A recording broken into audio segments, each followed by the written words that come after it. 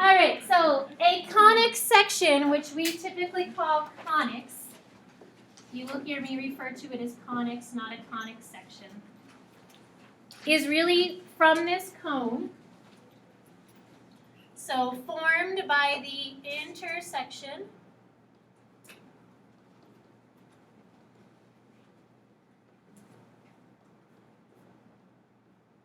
of a double napped cone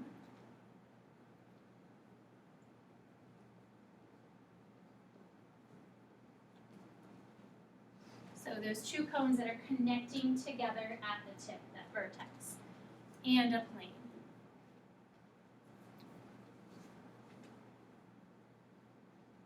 So that would have been how they were described, created, way back in between the 500, 600 AD area when the Greeks created them. That was the definition of a conic. So they're like, oh wow, look, here's a cone, here's a plane, they're going to intersect. Woohoo, now I have these shapes. So then in the 1700s, there was a lot happening in like that 1800s with math. They started to look at it more geometrical because then that's like calculus really started going crazy. So it says we will approach conics by defining them as a locus, not those bugs that are outside, but instead a collection of points satisfying certain geometric properties. Now these geometric properties you've talked about in geometry, but we're like saying there's a whole bunch of points that are like going around making a circle, and all those points have to satisfy a property. In this case, the property for the circle, so a collection of points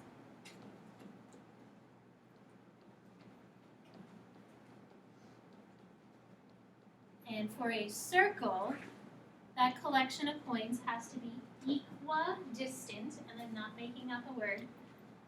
So equidistant, which is really the same space, the same distance, from a fixed point.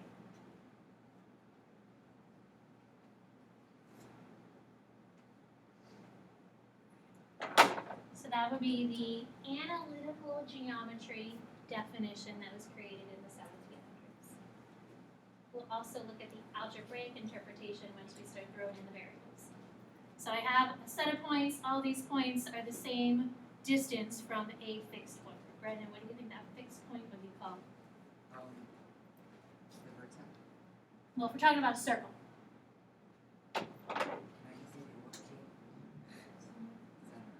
Center. The center is our fixed point. And in our case, it's going to be the letters H and K. So we have all these points that are the same distance from the center. It's fixed for each circle that you draw, meaning that center doesn't wiggle or move inside the middle of the circle. It's in the direct center of the circle. What is the radius? The distance from a fixed point to a point circle. Yeah.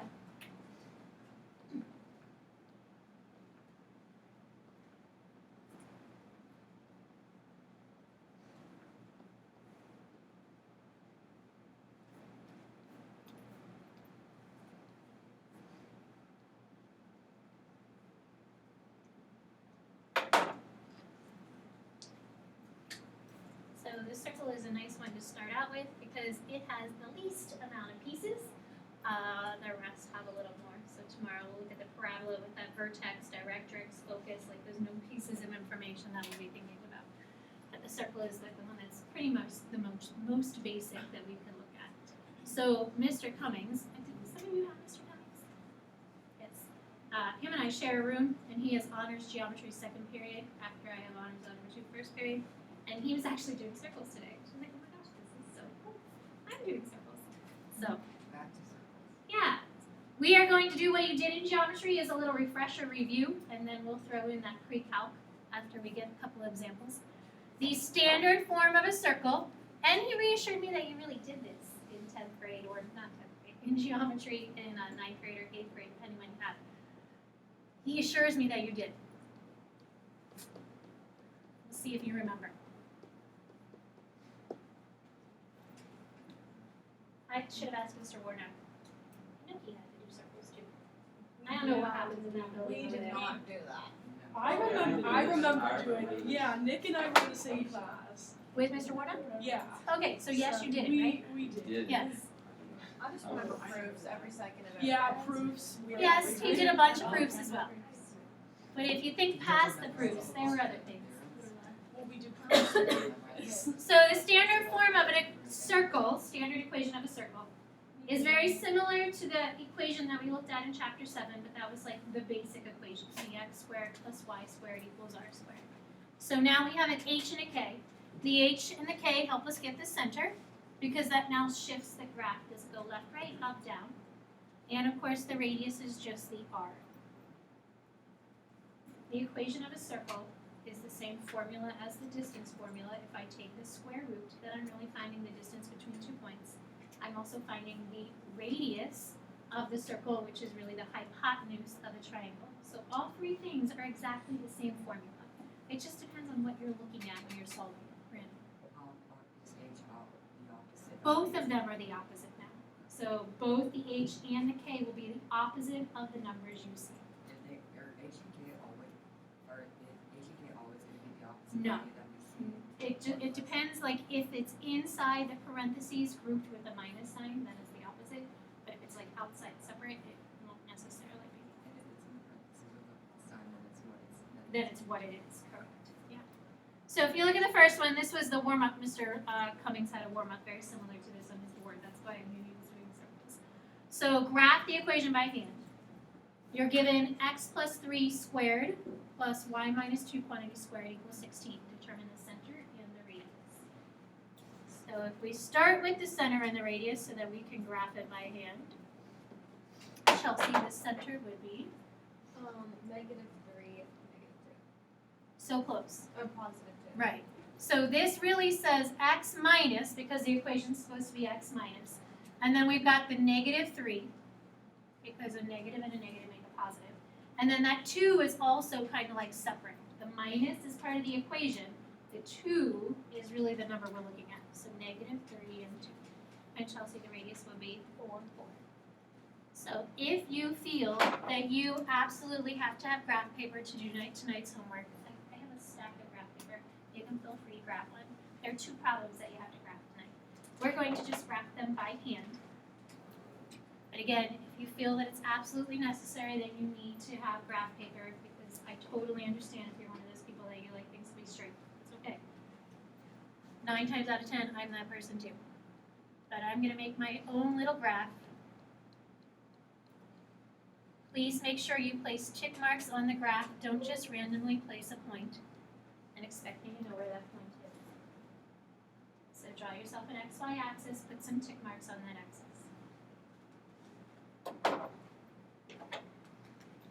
And then when you're graphing it, you start with the center. Chelsea said -3, 2. And then from the center, your radius, which is 4 because it's the square root of 16. R squared is 16, the radius is just 4. So every direction from that center, equidistant.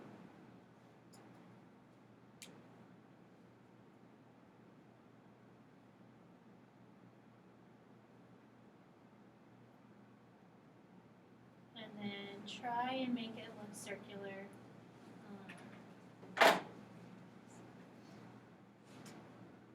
Mine could be a little harder. But I pretty much connected with every point, so that's close enough. Questions? So the one directly underneath that is also a review pulled from geometry. So we have the graphing side where you have the information in the equation and you're graphing it. The second example underneath gives you the pieces of the information, the center and the radius, and it just says write the equation. This is like no work whatsoever. So write the standard form of the equation. Radius is 3. Center is 1, -2. So standard form of an equation is when you have those quantities squared. So anytime it says standard form for all of the comments that we look at, it'll always have something squared in it. Kate, how would this standard form look? You asked me for like the h or x minus Yeah. h squared. Okay, so it would be x minus 1 squared plus y plus 2 squared equals 9. So again, the radius is 3. You have to square it to put it in the equation, to place it into that equation. So the quantity with the x, the quantity with the y equals 9. Questions? Okay, so the back page gets a little more algebraic, pre-calculus in nature. Still not doing anything with completing the square yet. So just kind of working on getting that standard form when you're given information. This one says you have a point at 1, 4. It's somewhere on the circle. And it has a center of negative 2, 3. Write the standard form of the equation for the circle.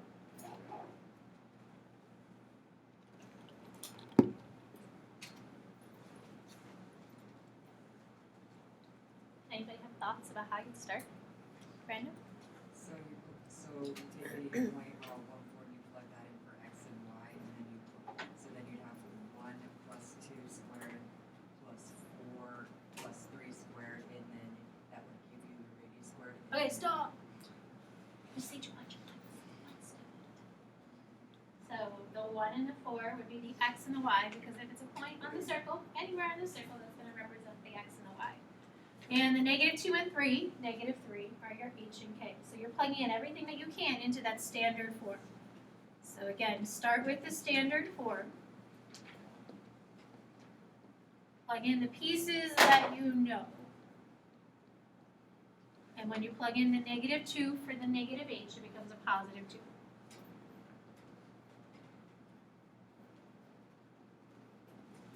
Eris, what we should do next then to try and find r? Yeah. So she said add them and then square them. So if you add here, you get, and 3 squared is 9. And then add squared, 49. And 9 plus 49 makes 58. So our goal is to find the standard form. Do you need to take the square root to get the radius? No, because the standard form has an r squared in it. So we can keep the r squared value. We don't need to take the square root, do any kind of simplifying with it, because we need the r squared in the equation. So now we have r squared. We have our standard form. Going back to x, because an equation has an x and a y. So the plus 2 was the h, plus 3 is k, and then it's equal to 58.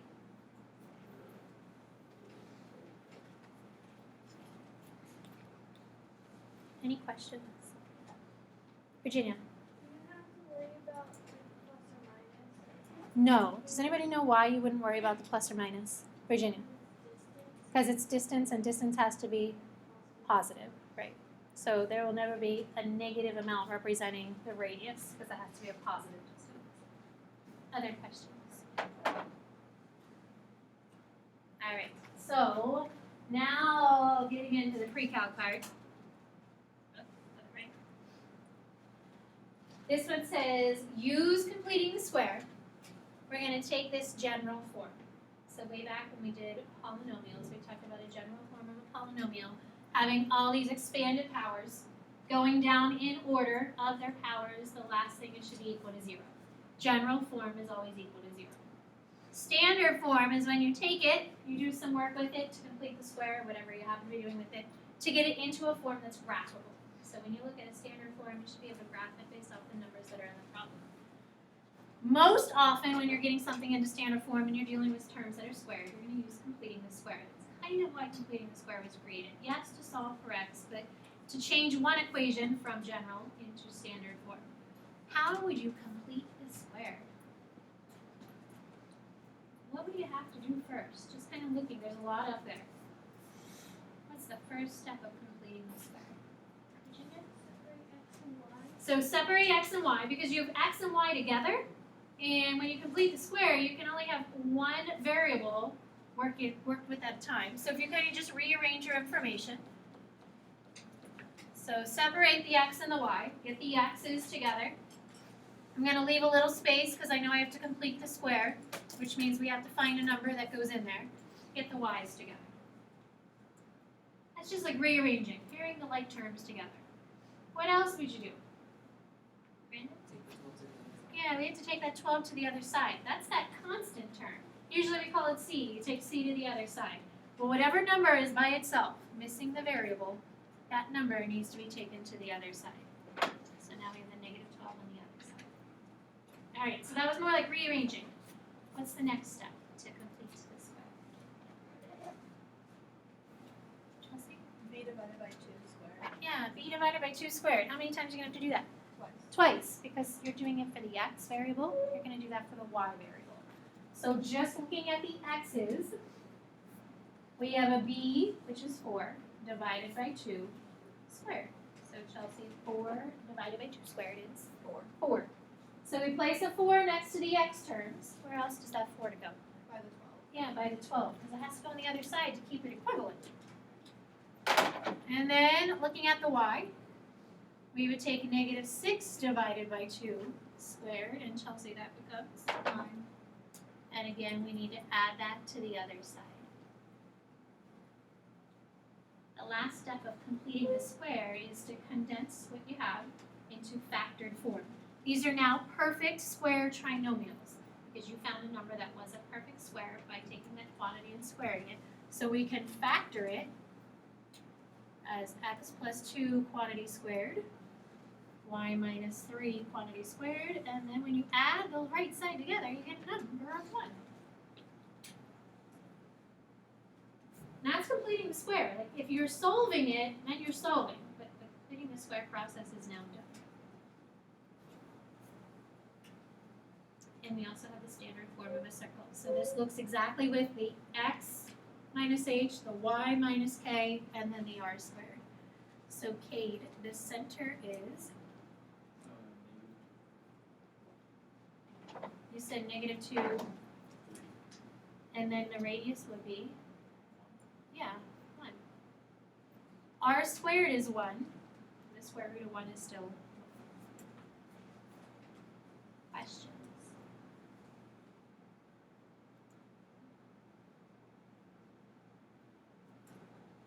So, we're going to see in the next problem what happens once you start throwing some extra coefficients in front of those squared terms. Again, use completing the square to place this general form of the circle into standard form. Right now, like graphing it, be pretty difficult. I mean, trying to get y by itself, you're going to have multiple y's in there, so you can't really get y by itself very easily. Brandon? Yeah, he said factor out of 3. So just kind of looking, there isn't a number to take to the other side, so we don't have that lonely constant term. Group your x's together and your y's together, but you can also factor a 3 out. So there are my x terms, here are the y terms. So we can take out a 3. And I'm going to take them out separately because once we start changing the conics, these aren't both going to be 3. You're going to have different numbers. They're both 3 right now. That keeps it a circle because it's that same distance vertically and horizontally. But once we look at different conics, those numbers are going to change. So I'm pulling a 3 with the x. Again, I'm doing this separately just to keep you consistent. Instead of you learning it one way for one conic and then a different way for the other 3. And pulling a 3 out with the y. No, you don't have to do it this way, but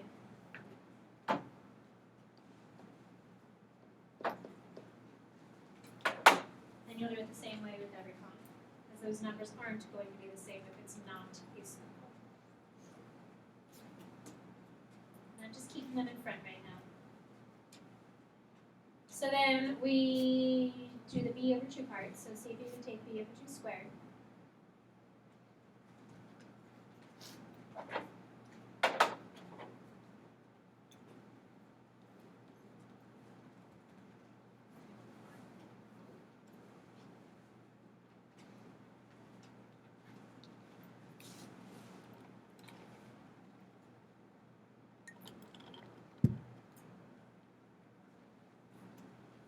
So Michael, in the first parenthesis with x goes positive 1, but on the other side we're adding.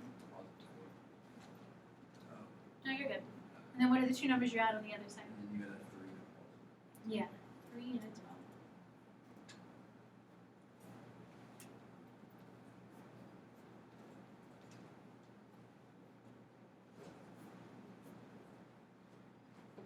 So again, I know you could have divided by that 3 first, you could have taken it out, but it does change once we get to the other conics.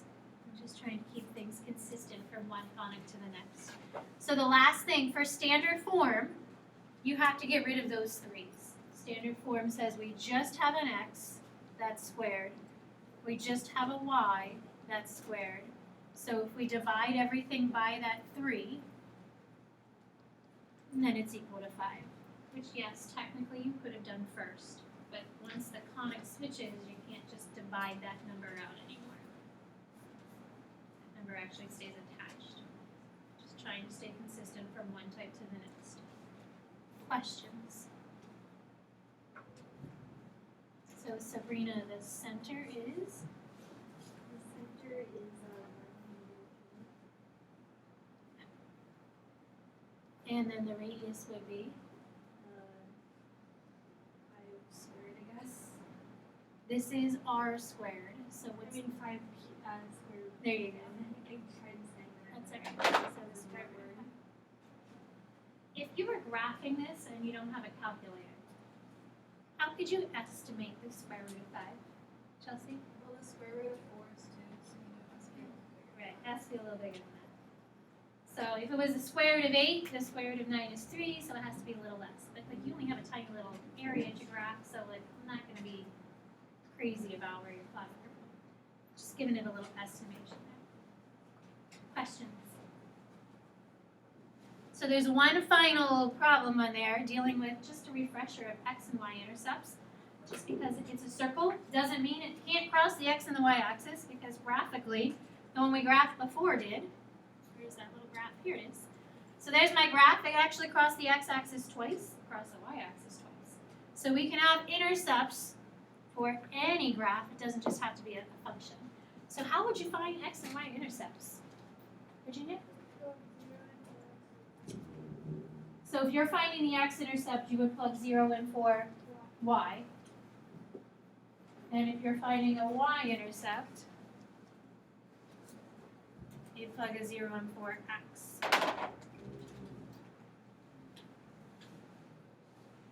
So getting the y-intercept, we want to find x when y is 0.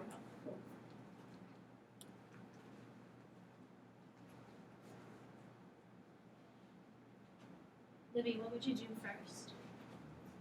You would add them together. Inside.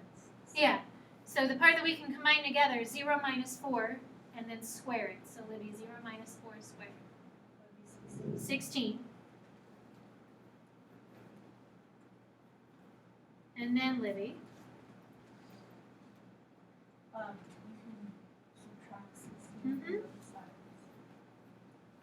then it's just 0. So this is more like the completing the square solving part. And then to get rid of the square term, Libby? You would do square root of each. Yeah. And then you'd get x by itself. So technically this is 2 with a plus or minus 0 behind it. But I mean, we don't write plus or minus 0. But if there was a number there, we would have 2, bless you, plus or minus whatever that number is. Virginia. Is this like the thing where it connects at the end, like it's technically 2 points? There is technically 2 here. We call that. So there are technically 2 values there because of that plus or minus 0. That's where it touches the intercept and doesn't go through the intercept, but it like bounces, curves the other direction. So that is a double root. We write it as an ordered pair because it's an intercept. It touches the x-axis at that point. And then the last part here, plugging a 0 in for, it doesn't like me. See if you can plug a 0 in for the x. And get the y by itself.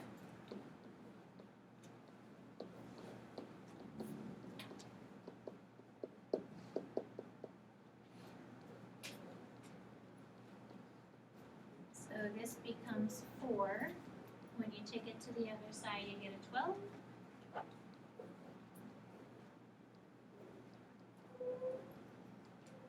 Oh, you can break down the square root of 12. Brandon? 2 times the square root of 3. Again, don't forget the plus or minus, you're placing that square root in. So this has two different y-intercepts. You can write them though connected together, you don't have to separate them. The 0 we plugged in for x, 4 plus or minus 2 square roots of